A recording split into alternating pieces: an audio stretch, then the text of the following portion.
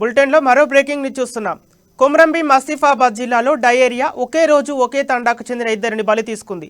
20 రోజుల పసిపాప ఉన్న ఓ బాలింతతో పాటు 7 ఏళ్ల చిన్నారి మృతి చెందారు.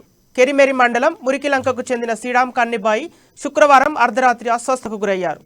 అదే రోజు కాసేపటికి శ్రీరామ్ బాలుడికి వాంతులు విరేచనాలు మొదలయ్యాయి. తండా వాసుల సమాచారంతో అక్కడికి చేరుకున్న 108 అంబులెన్స్ సిబ్బంది పరీక్షించి అప్పటికే వారు మరణించారని నిర్ధారించారు. తండాలో 20 కుటుంబాలు అండగా ఇంటికొకరు చొప్పున డయేరియాతో బాధపడుతున్నారు. తండాలో వైద్య శిబిరం నిర్వహించి 14 మందికి డయేరియా సోకినట్లు గుర్తించారు. వారిని ఆసుపత్రులకు తరలించి చికిత్స అందిస్తున్నారు.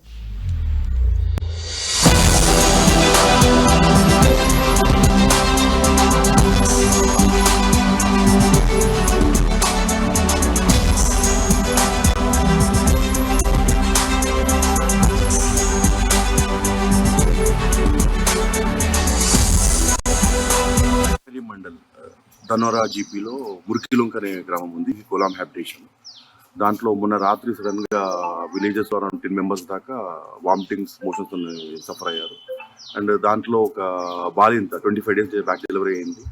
శ్రీరామ్ కన్నీబాయ్ అనే లేడీ అండ్ జైతు 8 years బాయ్ ఇద్దరు కూడా 3 to 4 times వామిటింగ్ మోషన్స్ అయింది. దాని తర్వాత డిటోరేట్ అయ్యారు. వాళ్ళకి 4 signals తోని 108 కూడా కాంటాక్ట్ చేయలేకపోయారు. బట్ 108 కాంటాక్ట్ చేసి లేట్ వచ్చే టైం కూడా ఇద్దరు డెత్ అని చెప్తున్నారు. ఫర్దర్ గా విలేజ్ లో కూడా అరౌండ్ 10 మెంబర్స్ దాకా డయేరియాతో బాధపడుతున్నారు. కంటిన్యూ క్యాంప్ నిన్న నిర్వహించాము.